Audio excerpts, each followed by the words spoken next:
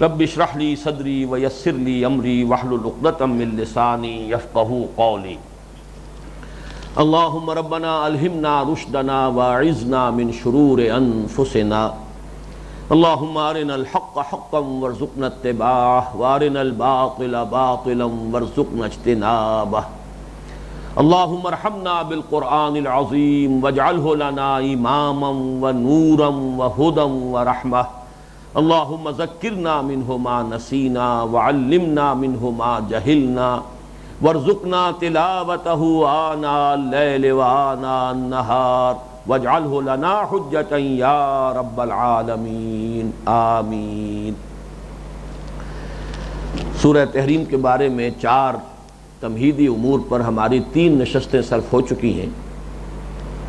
اب اس سورہ مبارکہ کا ہم سلسلے وار مطالعہ شروع کر رہے ہیں، لیکن ایک بات مزید نوٹ کر لیجئے کہ اس سورہ مبارکہ کا اصل عمود کیا ہے۔ سورہ طلاق کے ساتھ اس کی مناسبت، اس جوڑے کے 2 افراد کے مابین جو مناسبت ہے معنوی، وہ اس سے پہلے بیان ہو چکی ہے، لیکن اپنی جگہ پر ہر سورت کا ایک عمود ہوتا ہے۔ اس سورہ مبارکہ کا عمود کیا ہے اس کو معین کر لیجئے، اس لیے کہ اگرچہ اس سورہ مبارکہ کی اکثر آیات کا تعلق تو عائلی زندگی کے مختلف پہلوؤں سے ہے، لیکن اس میں ایک آیت ایسی بھی آئی ہے جس کا کوئی تعلق عائلی زندگی سے نہیں ہے۔ یا ایھا النبی جاہد الکفار والمنافقین واغلظ علیہم ومأواہم جہنم وبئس المصیر۔ بظاہر تو معلوم ہوتا ہے کہ بالکل انمل بے جوڑ سی بات ہو گئی کہ کہاں عائلی معاملات، کہاں ازواج مطہرات سے متعلق بعض مباحث، کہاں اہل و عیال کے ضمن میں ایک مثبت رول جو ہے، جو ذمہ داری ہے اس کا ذکر ہے، پھر یہ کہ بیویوں کے لیے کچھ نمونے دیے گئے ہیں آخر میں سورہ مبارکہ کے۔ اہل ایمان کے لیے جو فرعون کی اہلیہ حضرت آسیہ اور حضرت مریم سلام علیہا، ان کا ذکر ہے۔ کافر عورتوں کے لیے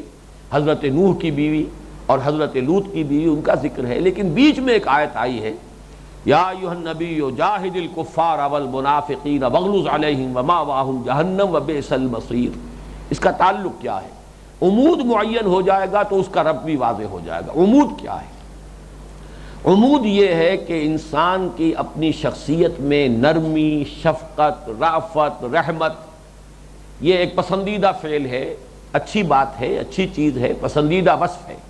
لیکن اس کی بھی ایک حد ہے۔ حد سے بڑھی ہوئی نرمی، اعتدال سے بڑھ کر نرمی، یہ بھی در حقیقت بہت سے مفاسد کو جنم دیتی ہے۔ اہل و عیال کے ضمن میں آپ کی نرمی بڑھ جائے گی، اس سے بھی مفاسد پیدا ہوں گے۔ اسی طرح منافقین کے ضمن میں، کافروں کے ساتھ آپ کا معاملہ نرم ہوگا، اس سے بھی مفاسد پیدا ہوں گے۔ تو گویا کہ نرمی، شفقت، رافت، رحمت یہ مطلوبہ اوصاف ہیں، لیکن ایک حد تک، ایک حد پر آ کر یہ پسندیدہ چیز بھی نتیجے کے اعتبار سے منفی نتائج پیدا کر سکتی ہے۔ اسی طرح بیویوں کی رضا جوئی، ان کے احساسات کا لحاظ اور پاس کرنا، ان کے جذبات کا خیال رکھنا، ان کی دلجوئی کرنا، ان کے ساتھ نرمی کی روش اختیار کرنا پسندیدہ وصف ہے۔ اس کی بہت مختلف طریقوں سے تشویق اور ترغیب جو ہے احادیث کے اندر موجود ہے، لیکن اس کی بھی ایک حد ہے۔ تو گویا کہ یہ جو بات شروع ہو رہی ہے ازواج مطہرات سے متعلق بعض جو واقعات تھے ان کے حوالے سے، لیکن اصل بات کیا ہے کہ اگر آپ اس کو جنرلائز کریں گے تو یہ طبیعت کا ایک وصف تھا نبی اکرم صلی اللہ علیہ وسلم میں کہ آپ کی طبیعت میں رافت اور رحمت کا جذبہ جو ہے وہ غالب تھا، نرمی کا جذبہ غالب تھا۔ لیکن یہ ہے کہ یہی جذبہ ہے جو ایک حد سے آگے بڑھ کر اس سے کوئی نتائج ایسے بھی نکل سکتے ہیں کہ جو ناپسندیدہ ہوں۔ جیسا کہ آپ کو معلوم ہے کہ غزوہ بدر کے بعد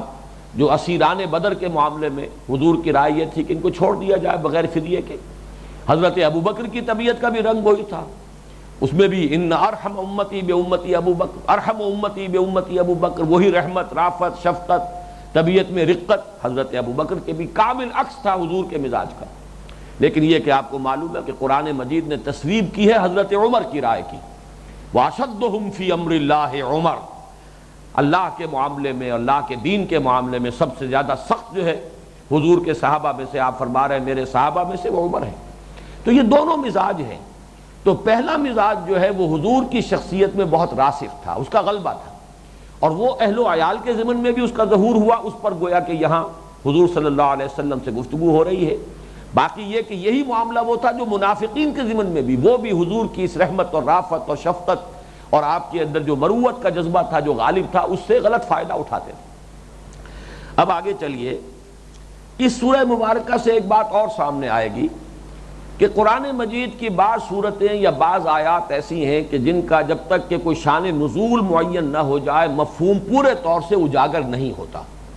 قرآن اپنے مفہوم میں خود مکتفی ہے، اس میں کوئی شک نہیں، لیکن بعض ایسے واقعات ہیں کہ جو سیرت کے ہیں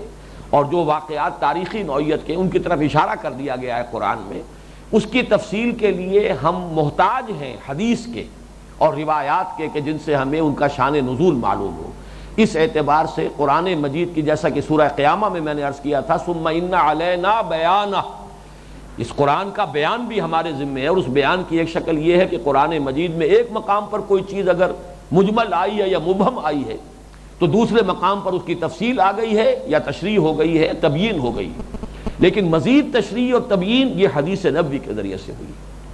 اب آئیے ان دو باتوں کے بعد آغاز کرتے ہیں۔ یا ایھا النبی لما تحرم ما احل اللہ لک، اے نبی صلی اللہ علیہ وسلم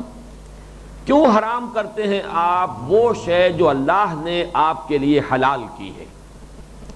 تبتغی مرضات ازواجک، آپ چاہتے ہیں اپنی بیویوں کی رضا جوئی، دل جوئی، اس کے لیے یہ کر رہے ہیں۔ واللہ غفور الرحیم، اور اللہ غفور ہے اور رحیم ہے۔ اس آیت میں سب سے پہلے تو یہ نوٹ کیجئے، لما تحرم بظاہر تو ایک سوال ہے، لیکن جیسا کہ میں نے بارہ عرض کیا ہے، استفہام جو ہے وہ مختلف چیزوں کے لیے آتا ہے۔ استفہام تقریری بھی ہے، استفہام انکاری بھی ہے۔ یہاں پر بھی یہاں استفہام مراد نہیں ہے بلکہ ٹوکنا مقصود ہے کہ یہ کام صحیح نہیں ہے، آپ کو یہ کام نہیں کرنا چاہیے۔ لما تحرم، کیوں حرام ٹھہراتے ہیں۔ دوسری بات یہ نوٹ کیجئے کہ تحریم جو ہے یہ در حقیقت اصطلاحی معنی میں یہاں نہیں ہے۔ تحریم اصطلاحی معنی میں تو اس کے معنی ہوں گے کسی شے کو حرام ٹھہرا دینا شرعی اعتبار سے، فقہی اعتبار سے مستقلاً۔ یہ معاملہ میں مثال دے چکا ہوں کہ نکاح کے معاملے میں قرآن مجید نے حرام ٹھہرایا دو بہنوں کو ایک نکاح میں جمع کرنا، یہ حرام ٹھہرایا۔ ان تجمعوا بین الاختین، دو بہنوں کو جمع کر لو ایک نکاح میں۔ ہاں، ایک اگر بہن فوت ہو گئی ہے تو پھر اس کی ہمشیرہ سے شادی ہو سکتی ہے، گویا کہ جو سالی تھی اس کے ساتھ نکاح ہو سکتا ہے، لیکن بیک وقت دو بہنیں نکاح میں نہیں رہ سکتی۔ حضور نے اس کو ایکسٹینڈ کیا کہ اس میں پھوپھی اور بھتیجی کو جمع کرنا بھی حرام، خالہ اور بھانجی کو جمع کرنا بھی حرام۔ یہ ہے در حقیقت فقہی حکم، اور اس کی کوئی نفی قرآن میں نہیں آئی، تو گویا کہ یہ چیز جو ہے معین ہو گئی اور یہ ثابت ہو گئی، حضور کی اس حکم کی اللہ تعالیٰ کی طرف سے توثیق ہو گئی۔ یہاں معاملہ در حقیقت فقہی حکم کا نہیں تھا، بلکہ کوئی شے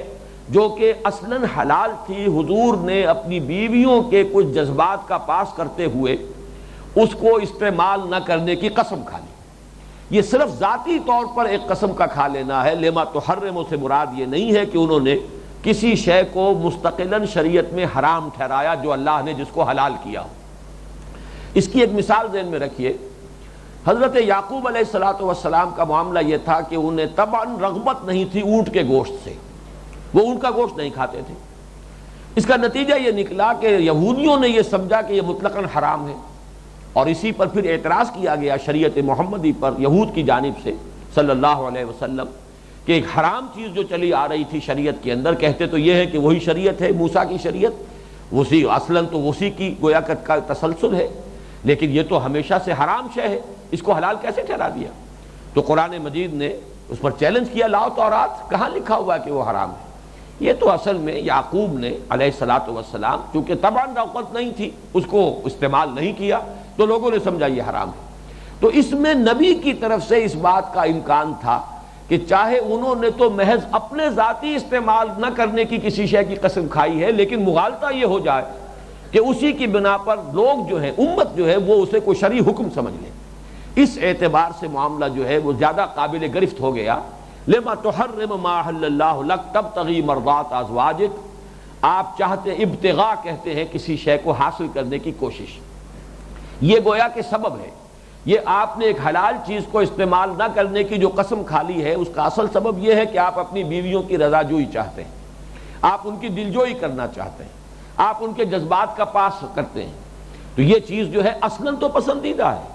لیکن یہ کہ اس کی بنا پر جو شے اللہ نے اصلاً حلال قرار دی ہے اس کو استعمال نہ کرنے کی قسم کھا بیٹھنا، یہ آپ کے شایان شان نہیں ہے۔ ایک عام مسلمان ایسی کوئی بات کر بھی لے تو اس کے اندر کوئی ایسی بڑی قباحت نہیں ہے، کوئی شے میں استعمال نہیں کروں گا، اس لیے کہ اس سے کوئی اس کا اندیشہ نہیں ہے کہ وہ کوئی مستقل حکم شرعی بن جائے گا، لیکن آپ کی حیثیت، آپ کا مقام، آپ کا مرتبہ، آپ شارع کی حیثیت رکھتے ہیں، تو آپ کا ہر فعل جو ہے وہ گویا کہ اس اعتبار سے بہت نپاتلا ہونا چاہیے کہ اس میں کہیں بھی شریعت کے حدود سے، ظاہر بات ہے کہ ادھر تو کوئی امکان ہی نہیں ہے کہ حرام کو حلال کر لیا جائے، لیکن حلال کو بھی استعمال نہ کرنے کی اپنے لیے کوئی پابندی لگا لینا اپنے اوپر یا قسم کھا بیٹھنا، یہ آپ کے لیے روا نہیں ہے، شایان شان نہیں ہے۔ لیکن نوٹ کیجئے، یہ ہے اللہ کی اپنے بندے پر صلی اللہ علیہ وسلم شفقت، واللہ غفور الرحیم، اللہ غفور الرحیم ہے۔ ایک طرح کی گرفت بھی آئی ہے، لیکن یہ کہ ساتھ ہی اس کے ساتھ ہی اعلان مغفرت کا بھی اور اللہ کے غفور الرحیم ہونے کا بھی، اس لیے بھی کہ ظاہر بات ہے کہ اس میں کسی حرام کو تو حلال نہیں کیا گیا، اس لیے بھی کہ اس میں جو اصل مقصد تھا وہ پسندیدہ ہے، بیویوں کے ساتھ نرمی کرنا، ان کے احساسات کا، جذبات کا پاس اور لحاظ کرنا، یہ پسندیدہ بات ہے۔ یہ بات بڑی اہم ہے، اس کو جان لیجئے کہ نبی کی خطا جو ہوتی ہے وہ در حقیقت جانب نفس میں نہیں ہوتی، نفسانیت کی بنیاد پر نہیں ہوتی، جانب خیر میں حد اعتدال سے تجاوز ہو سکتا ہے۔ بات اچھی ہے، اصلاً مفید ہے، پسندیدہ ہے، معروف ہے، اچھی ہے، مطلوب ہے، لیکن اس میں بھی ہر شے کے اندر ایک حد ہوتی ہے۔ اس میں تو ہو سکتا ہے کہ کسی اچھی چیز میں حد اعتدال سے تجاوز ہو جائے، لیکن اس کا کوئی امکان نہیں ہے کہ نفسانیت کی وجہ سے یا معاذ اللہ ثم معاذ اللہ کسی بدنیتی کی وجہ سے یا نفس کے غلبے کی وجہ سے کوئی خطا جو ہے وہ نبی سے صادر ہو جائے۔ تو یہاں پر بھی وہ بات کہ ہے تو بات پسندیدہ، مطلوب شے ہے، بیویوں کے ساتھ یہ نرمی پسندیدہ شے ہے، لیکن یہ کہ اس معاملے میں آپ سے جو بھی فعل صادر ہو گیا ہے یہ آپ کے شایان شان نہیں۔ اب ظاہر بات ہے کہ اس قسم کی آیات میں جیسا کہ میں نے عرض کیا، ہمیں شان نزول کی طرف رجوع کرنا پڑتا۔ معاملہ کیا تھا؟ اس میں دو روایات ہیں کہ جو کثرت کے ساتھ آئی ہیں۔ ایک روایت جو ہے اگرچہ تفسیر کی کتاب، سیرت کی کتابوں میں تو اس کا خاصا چرچا ہوا ہے، لیکن صحاح ستہ میں یہ روایت موجود نہیں ہے۔ بعض جگہ پر اشارہ تو ایسا مل جاتا ہے کہ جس سے اس کی طرف بھی کوئی امکان پیدا ہو جائے، لیکن صراحت کے ساتھ یہ واقعہ کہیں صحاح کی جو 6 کتابیں حدیث کے مجموعے ان میں نہیں ہیں، لیکن زیادہ چرچا اسی کا ہو گیا اس لیے کہ سیرت کی کتابوں میں اس قسم کے واقعات آ گئے۔ اور ایک وہ واقعہ ہے کہ جس کا ذکر جو ہے وہ صحیح احادیث کے اندر موجود ہے۔ وہ واقعہ کہ جس کا چرچا زیادہ ہے، اگرچہ وہ صحاح میں اس کا ذکر نہیں ہے، وہ ہے حضرت ماریہ قبطیہ کے بارے میں۔ حضرت ماریہ اور حضرت سیرین یہ 2 کنیزیں ہیں کہ جو حضور کی خدمت میں بھیجی تھی مقوقس نے۔ یہ پیٹریارک تھا اسکندریہ کا، مصر میں جو ہے اصل میں تو یہ رومن امپائر ہی کا گویا کہ مختلف حصے تھے، لیکن وہاں پر جو حکومت تھی اصلاً وہ جو ان کا ایک مذہبی رہنما اور پیٹریارک تھا اس کی حکومت مقوقس۔ حضور نے جب سن 7 ہجری میں خطوط لکھے ہیں، آپ کے نامہ ہائے مبارک گئے ہیں مختلف جو بھی حکمرانوں کے پاس، قیصر، کسریٰ، مقوقس، نجاشی، مختلف جو شیوخ تھے اور بحرین کا شیخ وغیرہ ان کے پاس، تو ان میں سے یہ مقوقس کا بھی معاملہ وہی تھا کہ جو ہرقل کا ہوا ہے۔ ہرقل نے بھی پہچان لیا تھا قیصر روم نے کہ یہ نبی ہیں، وہی نبی ہیں جن کی پیشین گوئیاں ہمارے ہاں موجود ہیں، لیکن مصلحت جو ہے پاؤں کی زنجیر بن گئی، ایمان وہ نہیں لایا۔ وہ یہ چاہتا تھا جیسے سن 300 عیسوی میں کانسٹنٹائن نے، قسطنطین جو تھا اس وقت کا رومن ایمپرر، اس نے جب عیسائیت اختیار کیے تو این بلاک پوری سلطنت روما عیسائی ہو گئی۔ نتیجہ یہ ہو کہ نظام برقرار رہا، اس کی حکومت جو ہے اس کو کوئی نقصان نہیں پہنچا، اس کی شہنشاہی برقرار رہی۔ تو یہی چاہتا تھا ہرقل بھی کہ اگر یہ میرے تمام جو آیان سلطنت ہیں اور میرے تمام سپہ سالار ہیں اور یہ مذہبی پیٹریارکس ہیں، مختلف لوگ ہیں، بطریق ہیں، یہ سب کے سب کسی طریقے سے اگر ایمان لے آئیں محمد پر صلی اللہ علیہ وسلم، تو گویا کہ ان بلاک ہو جائے گا یہ کنورشن، اور اس سے ہمارا نظام قائم رہے گا، میری بادشاہی برقرار رہے گی۔ یہ ہو نہیں سکا، وہ محروم رہ گیا۔ یہی مسئلہ ہوا مقوقس کے ساتھ. اس نے خط لکھا حضور کو جواباً، بڑی عزت کی ہے. حضرت حاتب ابن ابی بلتع رضی اللہ تعالیٰ عنہ خط لے کر گئے تھے مقوقس کے پاس، احترام کیا، اکرام کیا، اور یہ بھی کہا کہ یہ تو میں توقع کر رہا تھا کہ کسی نبی کے ظہور کا وقت آ چکا ہے، لیکن میرا تو خیال یہ تھا کہ شام میں ظہور ہوگا، مجھے یہ گمان نہیں تھا کہ وہ جنوب کی طرف یہ صحرا میں ادھر ظہور ہو جائے گا. بس اتنی بات اس نے کہی. پھر ایک خط لکھا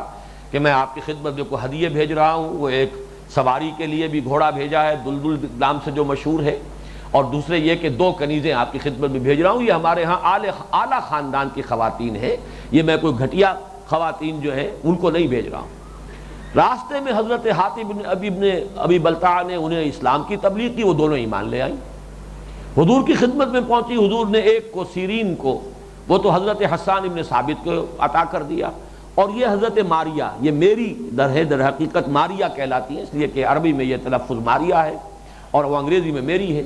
ماریہ قبطیہ، چونکہ کاپٹک، میری دی کاپٹک، چونکہ آئی تھی وہاں سے مصر سے اور وہاں کا جو مذہب تھا، تو اس اعتبار سے یہ ماریہ قبطیہ ہیں. انہی کے بطن سے پھر حضرت ابراہیم کی ولادت ہوئی ہے سن 8 ہجری میں، جن کا انتقال ہو گیا صغیر سنی میں،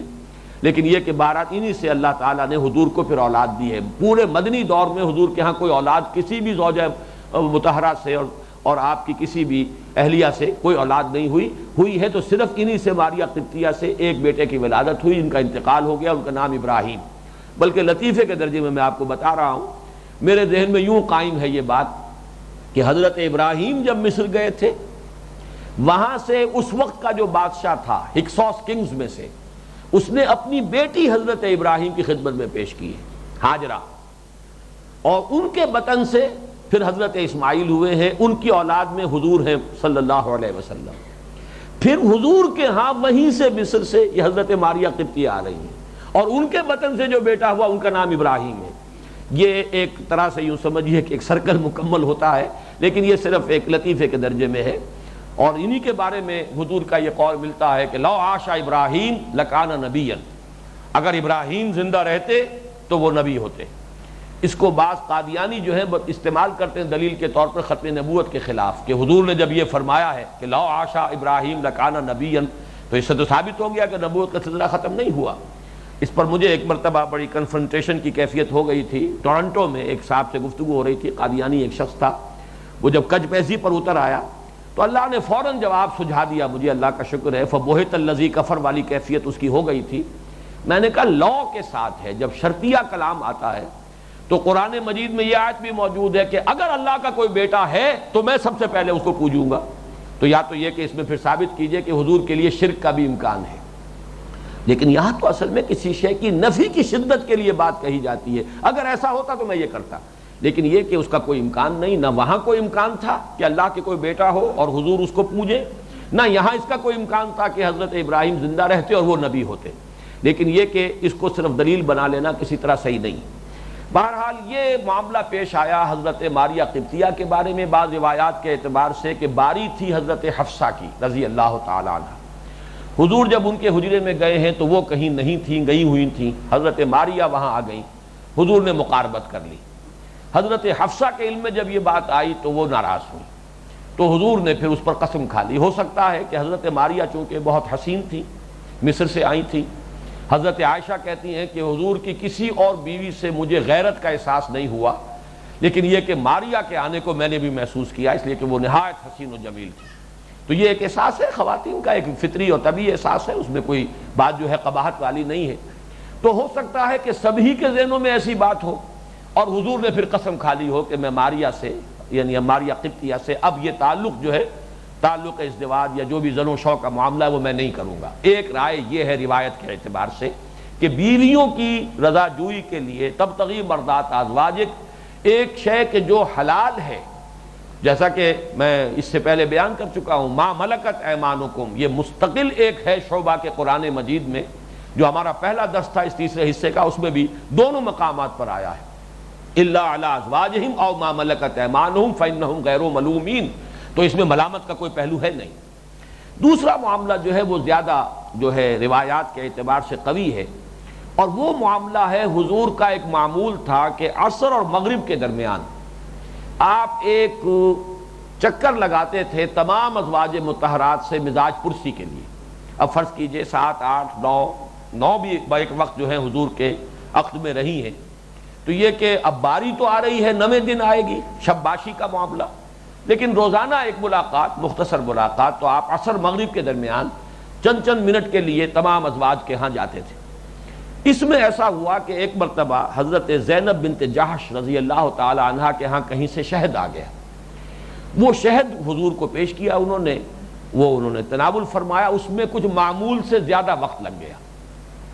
اس پر اب وہ رشک تو ہے، بہرحال حضور کے ازواج مطہرات بھی آخر عورت تھیں، عورتوں کے اندر رشک تو ہوتا ہے کہ یہ معمول کے خلاف حضور نے حضرت زینب کے ہاں زیادہ وقت جو ہے لگانا شروع کر دیا ہے۔ کئی دن متواتر ایسا ہو گیا کہ وہ شہد پیش کرتی ہیں، یہ شہد کھا رہے ہیں، حضور تناول فرما رہے ہیں، نتیجتاً وقت زیادہ لگ گیا۔ تو حضرت عائشہ اور حضرت حفصہ رضی اللہ تعالی عنہما، حضرت عائشہ حضرت ابو بکر کی صاحبزادی ہیں، حضرت حفصہ یہ حضرت عمر کی صاحبزادی ہیں، اور جو مقام اور مرتبہ صحابہ میں ان دونوں کا ہے صاحبین، اس لیے کہ وہ تو معاملہ جو ہے گویا کہ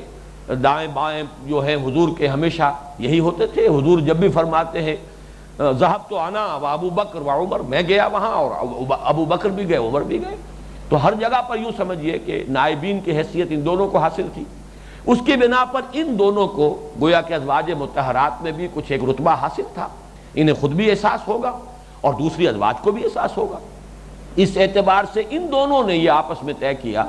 کہ جب حضور ہمارے یہاں آئیں گے تو ہم یہ کہہ دیں گے کہ آپ کے منہ سے کچھ بو آ رہی ہے۔ اصل میں شہد جو ہے اس کا معاملہ ہوتا یہ ہے کہ جس علاقے کا شہد ہوگا وہاں جو جڑی بوٹیاں ہوتی ہیں اور اسی سے شہد کی مکھیاں جو ہیں وہ اب کشید کر رہی ہیں،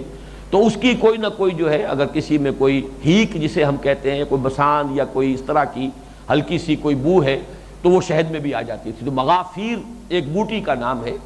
اور اس سے جو شہد کشید ہوتا تھا یا اس علاقے سے جو شہد آتا تھا اس میں وہ ہلکی سی بسان ہوتی تھی، تو غالباً یہ شہد جو ہے اسی نوعیت کا تھا۔ تو ان دونوں نے کہا کہ ہم یہ کہیں گے، تو جب یہ بات ہوئی تو حضور نے قسم کھا لی کہ یہ معاملہ اس طرح سے ہوتا رہا، میں قسم کھاتا ہوں کہ وہ شہد استعمال نہیں کروں گا۔ بہرحال یہ دونوں واقعات جو ہیں یہ دونوں کا ہی امکان موجود ہے۔ جیسا کہ میں نے عرض کیا صحاب ہے تو یہ دوسری روایت ہے، پہلی نہیں ہے۔ البتہ بعض روایات میں اشارہ ایسا نکلتا ہے کہ جس سے اس کی طرف بھی کچھ نہ کچھ اس کے اندر بھی وزن پیدا ہو جاتا ہے۔ دونوں چیزیں اصلاً مباح، اس پر جب حضور نے قسم کھا لی تو اب گویا کہ اللہ تعالیٰ کی طرف سے یہ آپ کو ٹوکا جا رہا ہے، یا ایھا النبی لما تحرم ما احل اللہ لک تبتغی مرضات ازواجک واللہ غفور الرحیم، اے نبی کیوں آپ حرام کر رہے ہیں؟ اب یہاں میں اضافہ کر رہا ہوں اپنے اوپر، اس لیے کہ یہ حرام کر دینا جو ہے مستقل شریعت کے ضابطے اور قانون کے اعتبار سے نہیں تھا، کیوں اپنے اوپر حرام کر رہے ہیں وہ شے ما احل اللہ لک، جو اللہ نے آپ کے لیے حلال کی ہے۔ مل کے یمین سے تمتع کرنا یہ بھی جائز ہے، حلال ہے، فإنہم غیر ملومین۔ اسی طریقے سے یہ شہد کا کھانا یہ بھی حلال شے ہے، اس کا استعمال کرنا اس پر کوئی پابندی نہیں ہے، لیکن یہ کہ چونکہ ایک تو یہ کہ شفقت حضور کا مقام، پھر خاص طور پر یہ کہ جذبہ محمود ہے، تبتغی مرضات ازواجک، یہ جذبہ جو ہے یہ کوئی ناپسندیدہ نہیں ہے بلکہ جذبہ محمود ہے، لیکن صرف یہ کہ تھوڑا سا حد اعتدال سے تجاوز ہو گیا ہے۔ واللہ غفور الرحیم، اللہ غفور الرحیم ہے۔ قد فرض اللہ لکم تحلۃ ایمانکم، اللہ نے مقرر کر دیا ہے تمہارے لیے اپنی قسموں کا کھولنا، حلال کرنا۔ حل کہتے ہیں کسی شے کو کھول دینا، عقد کہتے ہیں باندھنا، اسی لیے ارباب حل و عقد جو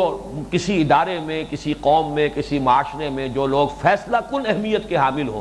وہ جس چیز کو چاہیں کھول دیں، جس چیز کو چاہیں باندھ دیں، تو حل و عقد کہلاتا ہے۔ تو حل جو ہے اس کے معنی ہے کھول دینا،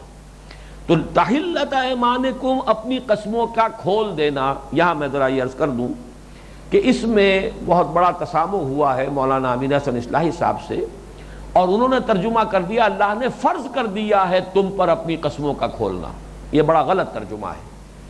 فرض لک آیا ہے یہاں، قد فرض اللہ لکم، اگر یہاں علا ہوتا تو کسی شے کی فرضیت ہوتی، یہاں ہے فرض اللہ لکم، اللہ نے تمہارے لیے مقرر کر دیا ہے۔ اس سے مراد ہے کہ اللہ ایک قاعدہ دے چکا ہے، قانون آ چکا ہے، یہ سورہ مائدہ کی، چنانچہ باقی تمام مترجمین نے ترجمہ یہ کیا ہے،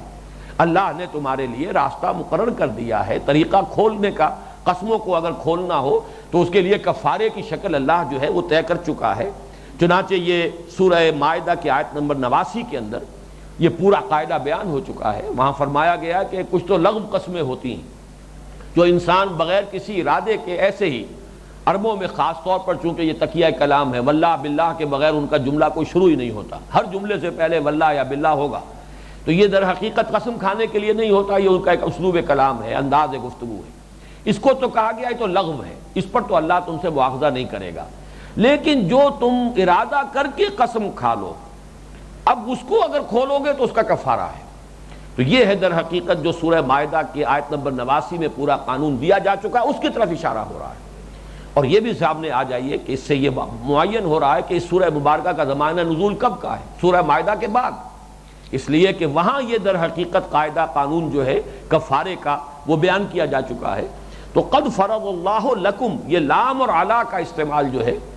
اکثر و بیشتر یہ نظر انداز ہو جاتا ہے۔ میں نے بارہا عرض کیا ہے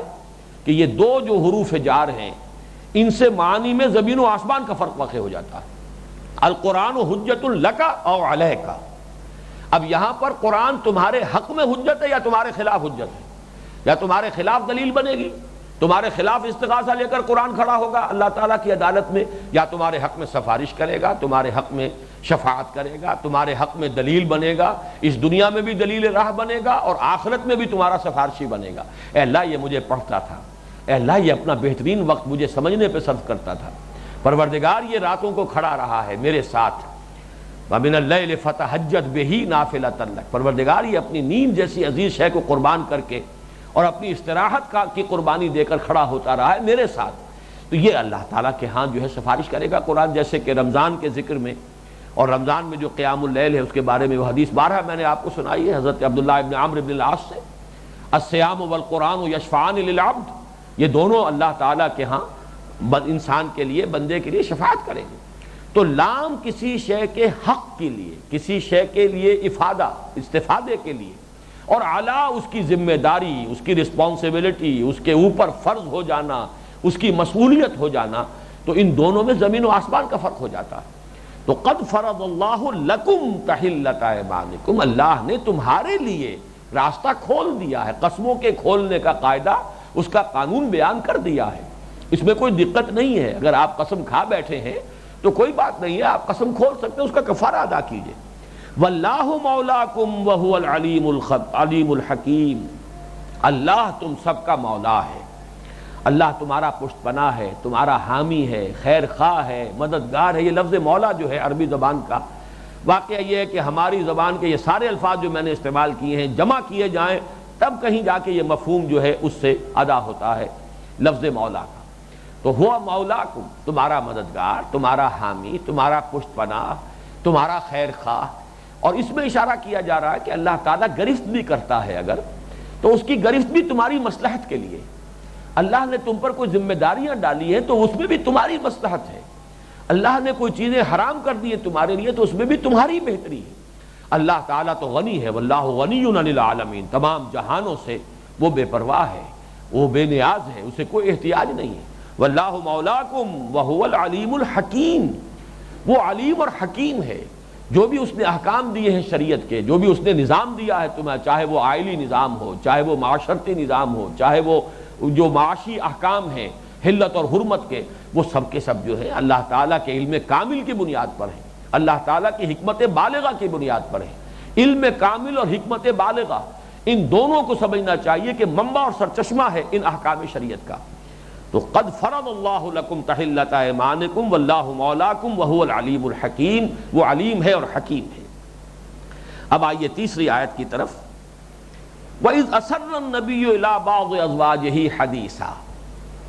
اور جب کہ ایک بات راز کے طور پر کہی نبی نے اپنی ازواج میں سے کسی کو، بعض ازواجہ حدیثہ ایک بات، یہاں ذرا نوٹ کر لیجئے یہ اسرہ یسر اسراراً، چونکہ میرا یہ نام ہے اس کے حوالے سے ذرا اس کی تھوڑی سی وضاحت ہو جائے۔ اسرہ یہاں آیا ہے الا، اسرہ اگر بغیر الا کے ہوگا تو کسی شے کو چھپانا، اسرہ الا کسی کو کچھ چھپا کر بتانا، بطور راز بتانا، خفیہ طور پر بتانا۔ تو اسرار کا جو لفظی معنی ہے وہ یہی ہے، کسی شے کو چھپانا یا کسی شے کو بطور راز کسی کو بتانا، خفیہ طریقے پر کسی کو اطلاع دینا بطور راز کے۔ لیکن اس میں ایک بات یہ ہے کہ یہ ان چند الفاظ میں سے عربی زبان کے کہ جن میں دو مفہوم متضاد بیک وقت موجود ہوتے ہیں۔ لفظ اسرار کا اصل مفہوم تو یہی ہے، لیکن جو باب افعال کا خاصہ ہے، سلب ماخذ اسے کہتے ہیں، جیسے فلوس پیسہ، افلاس کہتے ہیں پیسہ نہ ہونے کو، اسی طریقے سے طاقت، اطاقت کہتے ہیں کسی کی طاقت نہ ہونے کو، اطاقت باب افعال سے جب آئے گا، وَعَلَى الَّذِينَ يُطِيقُونَهُ فِدْيَةٌ طَعَامُ مسکین، اگر وہ لوگ جو ہے روزہ رکھنے کی طاقت نہیں رکھتے، چاہے وہ مرض کی وجہ سے ہے، چاہے یہ شیخ فانی ہے، اتنا بوڑھا ہو چکا ہے، اتنا ضعیف ہے کہ اس بات کا اندیشہ ہے کہ روزہ رکھے گا تو کہیں اس کی موت واقع نہ ہو جائے، تو وہاں پہ یطیقون در حقیقت اس معنی میں آیا ہے کہ جن کے اندر یہ کیفیت موجود نہیں ہے، طاقت نہیں ہے، تحمل نہیں کر سکتے روزے کا۔ تو اطاقت جو ہے باب افعال سے آیا ہے سلب ماخذ کے طور پر۔ اسی طرح اسرار کے معنی ہے کسی راز کا فاش کر دینا، یہ بھی اس مفہوم بیک وقت موجود ہے۔ یہ ایک زمانے میں جب وہ سن 82-83 کا معاملہ ہے، میرے سے متعلق بہت سی کنٹروورسیاں پریس میں، نہ صرف اس ملک کے پریس میں بلکہ انٹرنیشنل پریس میں بھی بہت سی باتیں چل رہی تھیں۔ اس وقت میرے نام پر بھی ایک بحث چھیڑ دی گئی تھی یہاں اخبارات میں، تو اس وقت خود مجھے جو ہے تحقیق کرنی پڑی۔ تو لسان العرب کو جب میں نے کھول کر دیکھا تو مجھے ایک طرح کی خوشی ہوئی کہ یہ تو لفظ بہت جامع ہے جو اللہ نے مجھے نام کے طور پر اپنے والدین کے ذریعے سے عطا کیا ہے، کہ اس میں دونوں معنی موجود ہیں، خفیہ بھی بتانا اور علن اعلان بتانا، راز کو فاش کر دینا۔ اس راز کو ایک مرد قلندر نے کیا فاش، تو راز کا فاش کر دینا جو ہے وہ بھی اس لفظ کے مفہوم میں داخل ہے۔ بہرحال یہاں یہ لفظ آیا ہے اذ اسر النبی الی بعض ازواجہ حدیثا۔ ایک اور واقعہ ہو رہا ہے، اور اس واقعے کے پس منظر میں بھی یہ ہے کہ حضور کی نرمی، شفقت، رافت، رحمت کی وجہ سے ازواج مطہرات میں ایک ایسی کیفیت پیدا ہو گئی تھی۔ میں بہت محتاط لفظ استعمال کرنا چاہتا ہوں، اس لیے کہ مولانا مودودی نے بعض الفاظ استعمال کیے اور اس میں واقعتاً بھی ذرا ان سے یعنی بے احتیاطی ہو گئی، اور پھر بعض علماء نے ان کے خلاف مورچہ لگایا انہی الفاظ پر۔ ایک تو انہوں نے لفظ شوخی استعمال کر لیا کہ حضرت عائشہ یا اور دوسری بعض ازواج جو ہیں وہ کچھ شوخی برت لیتی تھی حضور کے ساتھ۔ ایک لفظ زبان درازی بھی استعمال کر لیا۔ زبان درازی کا لفظ میرے نزدیک شوخی کا لفظ جو ہے وہ تو اتنا ثقیل یا نامناسب نہیں ہے، اس لیے کہ ہمیں اصل میں سمجھنا چاہیے کہ یہ معاملات جو ہوتے ہیں گھریلو زندگی کے اندر، شوہر اور بیوی کے معاملات، میں نے یہ کئی مرتبہ بات بیان کی ہے کہ ہمارا جو رشتہ ہے حضور کے ساتھ، ہم اس پر قیاس نہیں کر سکتے صحابہ کے رشتوں کو۔ ہمارا تو ایک ہی رشتہ ہے، آپ اللہ کے رسول، ہم آپ کے امتی، اور تو دوسرا رشتہ کون سا ہے؟ لیکن صحابہ کا کیا تھا؟ حضرت ابوبکر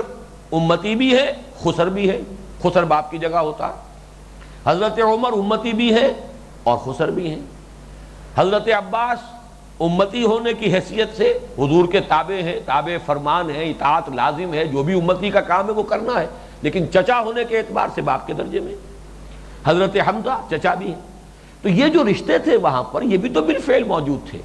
اس لیے کہ اس وقت تو حضور صرف رسول اللہ کی حیثیت سے نہیں تھے، بلکہ جب آپ بنفس نفیس موجود تھے تو وہ محمد ابن عبداللہ کی حیثیت سے بھی موجود تھے۔ اس حیثیت سے رشتے تھے۔ یہ رشتہ جو ہے چچا بھتیجے کا، یہ رشتہ جو خسر داماد کا ہے، یہ محمد ابن عبداللہ کے ساتھ ہے، یہ محمد الرسول اللہ کے ساتھ نہیں ہے۔ اسی لیے سورہ حجرات میں ہم چل کر پڑھیں گے آیت وَاعْلَمُوا أَنَّ فِيكُمْ رَسُولَ اللَّهِ، اے مسلمانوں پیش نظر رکھو اس بات کو، چاہے یہ تمہارے بھتیجے ہیں، چاہے یہ تمہارے داماد ہیں، اور اے نبی کی بیویوں چاہے یہ تمہارے شوہر ہیں، لیکن ان کی یہ حیثیت ہمیشہ سامنے رکھو کہ یہ اللہ کے رسول ہیں۔ کہیں ایسا نہ ہو کہ دوسری حیثیتوں کی وجہ سے تم کچھ ایسا طرز عمل اختیار کر لو جس سے وہ طرز عمل مجروح ہو جائے کہ جو بحیثیت ایک امتی کے ہونا چاہیے۔ تو یہ معاملہ جو ہے صحابہ کرام کے لیے اور جو آپ کے زیادہ قریبی قرابت دار تھے ان کے اعتبار سے بڑا نازک معاملہ تھا۔ تو اب شوہر اور بیوی کا معاملہ ایسا ہوتا، آخر بیوی ہے، ان کا جو تعلق ازدواجی ہے، ان کا جو بھی آپس کا جو تعلقات ہیں، آخر وہ سارے کے سارے ان کے کچھ تقاضے ہیں، دل جوئی بھی ہے، اور جیسا کہ میں بارہ عرض کر چکا ہوں گھریلو زندگی کے اندر محبت کی چاشنی مطلوب ہے، دلداری، دل جوئی یہ مطلوب ہے، پسندیدہ ہے۔ حضرت عائشہ فرماتی ہیں کہ حضور ہمارے مابین بیٹھے ہوتے تھے، پیار محبت کی باتیں ہوتی تھی، جو ہمارا تصور خشک زاہد خشک کا ہے، حضور کی آئلی زندگی اس طرح کی نہیں تھی، بلکہ اس میں باہمی محبت کا، دلجوئی کا، یہ سارے معاملات جو ہیں تمام و کمال موجود تھے۔ اس کی بنا پر کسی بیوی کا کوئی طرز عمل کسی وقت ایسا ہو جانا جس کو ہم شوخی کے لفظ سے تعبیر کریں، یا یہ کہ اگر بہت ہی محتاط رہنا ہے تو غیر محتاط رویہ ہو جانا، یہ گویا کہ یہ بالکل قرین قیاس ہے، یہ بعید از قیاس نہیں۔ لیکن یہ چیز بھی در حقیقت ایک حد تک تو ہو سکتی تھی جو گوارا کی جا سکے، لیکن ایک معاملے میں جو طرز عمل سامنے آیا ہے وہ ایسا تھا کہ جس پر گرفت کی جا رہی ہے۔ پہلے گرفت کی گئی حضور پر، یا ایھا النبی لما تحرم ما احل اللہ لک تبتغی مرضات ازواجک۔ اب یہاں پر گرفت ہو رہی ازواج مطہرات پر کہ حضور کی نرمی کی وجہ سے، شفقت کی وجہ سے، رافت و رحمت کی وجہ سے، پیار محبت کی وجہ سے ان میں اگر کچھ انداز ایسا ہو رہا تھا، جیسے ہمارے ہاں کہا جاتا ہے ناز والے نیاز کیا جانے۔ اب ایک انداز ہوتا ہے بیوی کا، بیوی کسی وقت جو ہے ناراض بھی ہو جاتی ہے شوہر سے، کبھی کوئی آپس میں جس کو آپ روس جانا کہتے ہیں، روٹھ جانا، یہ بھی ہو جاتا ہے۔ یہ آخر گھریلو زندگی میں سارے معاملات ہوتے ہیں، شوہر روٹھ گیا ہے، یہ کبھی بیوی جو ہے کسی درجے میں کوئی چیز جو ہے وہ گراں گزری ہے تو طبیعت میں اس کے وہ رد عمل پیدا ہو گیا، یہ نارمل معاملات ہیں انسانی زندگی کے، اور ہمیں حضور کی زندگی کو بھی اسی پر رکھنا چاہیے کہ آپ نے ایک مکمل انسان کی حیثیت سے زندگی بسر کی ہے، مکمل ترین انسان، یعنی انسان کے جو بھی تقاضے ہو سکتے ہیں بھرپور طریقے پر محمد الرسول اللہ صلی اللہ علیہ وسلم کی حیات طیبہ اور سیرت مطہرہ میں نظر آتے ہیں۔ بلکہ یہاں میں اشارہ کر دوں کہ شاہ ولی اللہ دہلوی رحمۃ اللہ علیہ نے، یہ میرا جو اس جمعے کو مضمون چھپا تھا کل ہی، اس میں اس کی طرف اشارہ موجود ہے نوائے وقت میں، کہ انہوں نے کچھ اقسام بیان کی ہیں لوگوں کی۔ یہ تو چونکہ میں بہت ہی تفصیل کے ساتھ بات واضح کر چکا ہوں، لہذا اس میں مجھے اس وقت زیادہ وضاحت کی ضرورت نہیں ہے کہ انسانی شخصیت دو شخصیتوں کا مجموعہ ہے، ایک اس کا روحانی وجود، ایک اس کا حیوانی وجود۔ شاہ ولی اللہ نے اس کے لیے ملکیت اور بہیمیت یہ الفاظ استعمال کیے۔ ملک فرشتہ، ہمارا روحانی وجود جو ہے وہ گویا کہ ملکیت ہے ہمارے اندر، اور ہمارا جو حیوانی وجود ہے بہیمیت، بہائم کہتے ہیں حیوانوں کو، تو گویا کہ انسان میں یہ دونوں چیزیں موجود ہیں، ملکیت اور بہیمیت۔ اور شیخ سعدی کا شعر میں نے وہ اپنے اس کتابچے میں بھی لکھا ہے عظمت صوم میں، اور بارہا بیان بھی کیا ہے کہ آدمی زیادہ طرفہ معجون است از فرشتہ سرشتہ وز حیوان۔ یہ انسان جو ہے آدم زاد یہ عجیب معجون ہے، معجون مرکب ہے، اس میں فرشتہ بھی موجود ہے، حیوان بھی موجود ہے، تو ملکیت بھی ہے، بہیمیت بھی ہے۔ تو شاہ صاحب نے انسانوں کی قسمیں بیان کی ہیں۔ کچھ ایسے لوگ ہوتے ہیں جس کی ملکیت بڑی قوی ہوتی ہے لیکن بہیمیت کمزور ہوتی ہے، یہ لوگ بھی دنیا میں کوئی زیادہ کام نہیں کر سکتے، نیک تو ہوں گے، جب ملکیت ہے، فرشتے ہونے کا پہلو غالب ہے تو نیک تو ہوں گے، لیکن کوئی کام کار ہے نمایاں نہیں سر انجام دے سکتے۔ ایک وہ لوگ ہیں جن کی بہیمیت بہت قوی ہے، ملکیت جو ہے وہ بہت کمزور ہے، تو وہ تو پھر حیوانی سطح پر زندگی گزاریں گے، وہ تو ظاہر بات ہے کہ وہ تو نفس امارہ ان پر غالب رہے گا۔ کچھ وہ لوگ ہیں کہ جن کے یہ دونوں ہی پہلو کمزور ہوتے ہیں، وہ گویا کہ نہ اس پہلو سے نمایاں ہوں گے نہ اس پہلو سے نمایاں ہوں گے۔ دنیا میں کام کسی نے اگر کیا ہے تو وہ جن کی ملکیت بھی قوی ہو، بہیمیت بھی قوی ہو۔ یہ در حقیقت مرکب ہے، یہ سواری ہے جس پر کہ ہماری روح سواری کر رہی ہے۔ گھوڑا اگر کمزور ہے تو راکب غریب کیا کرے گا؟ راکب بھی قوی ہو اور گھوڑا جو ہے، مرکب جو ہے وہ بھی قوی ہو، تب ہے کہ جو شہ سوار جو ہے وہ اپنی شہ سواری کا مظاہرہ کر سکے گا۔ البتہ ملکیت کو حاوی ہونا چاہیے بہیمیت پر، وہ قابو یافتہ ہو، وہ پوری طریقے سے اس کی لگام جو ہے اس نے اپنے قابو میں رکھی ہوئی ہو، اس کے اشارے پر وہ گھوڑا دوڑتا ہو، لیکن گھوڑا اپنی جگہ پر طاقتور ہونا چاہیے۔ اس اعتبار سے حضور صلی اللہ علیہ وسلم جو میں نے عرض کیا تھا، آپ کے اندر یہ دونوں پہلو بہت قوی تھے، اور اسی لیے آپ نے ایک مکمل اور بھرپور انسان کی زندگی گزاری ہے اس دنیا کے اندر جو گزاری ہے۔ اسی اعتبار سے آپ کی خانگی زندگی کا معاملہ ہے، اور اس میں آپ کی نرمی اور شفقت کی وجہ سے جو ازواج مطہرات میں، اور بالخصوص یہ دو حضرت حفصہ اور حضرت عائشہ رضی اللہ تعالی عنہما، ان میں کچھ یہ پہلو جو ہے ذرا زیادہ جسارت یا جرأت کہہ لیں، اس میں کبھی میرے خیال میں شوخی کا لفظ تو جو ہے کوئی بہت زیادہ سخت نہیں ہے، اگرچہ یہ کہ حضور کا معاملہ ہے، اب زبان لڑکھڑاتی ہے کہ ہم کیا لفظ استعمال کریں، ازواج مطہرات کی شان میں کیا لفظ استعمال کریں، لیکن بہرحال جو واقعہ ہے اس میں یہ کہ کچھ نہ کچھ تو ہے جس کے لیے قرآن مجید نے آخر اتنے اہتمام کے ساتھ بات بیان کی ہے۔ اس میں ایک مسئلہ جو بہت اہم ہے وہ تو اب اگلی نشست میں بیان ہوگا، وہ بڑی اہمیت کا حامل ہے، لغت کا مسئلہ ہے، اور لغت ہی کا نہیں ہے، اس سے در حقیقت کچھ لوگوں نے بڑی بنیاد بنا لیا ہے ازواج مطہرات کی شان میں گستاخی کرنے کے لیے، اور وہ خاص طور پر اہل تشیع کا معاملہ ہے جنہیں ازواج مطہرات سے تو ایک طرح کی قد ہے، سوائے حضرت خدیجہ الکبریٰ رضی اللہ تعالی عنہ۔ ویسے تو اگرچہ میرا اپنا خیال بھی یہ ہے کہ تمام ازواج مطہرات میں بلند ترین رتبہ حضرت خدیجہ الکبریٰ کا ہے، بلکہ جو مقام مردوں میں حضرت صدیق اکبر کا ہے، ابو بکر کا رضی اللہ تعالی عنہ، وہی مقام خواتین میں حضرت خدیجہ کا ہے رضی اللہ تعالی عنہا۔ اسی لیے ان کے نام کا جز بن گیا ہے خدیجۃ الکبریٰ۔ کبریٰ اکبر کا مؤنث ہے، صدیق اکبر اور الصدیقۃ الکبریٰ۔ لیکن یہ کہ بہرحال باقی ازواج کا اپنا اپنا مقام ہے۔ حضرت عائشہ کا بہت بلند مقام ہے، فقہائے صحابہ میں شمار ہے،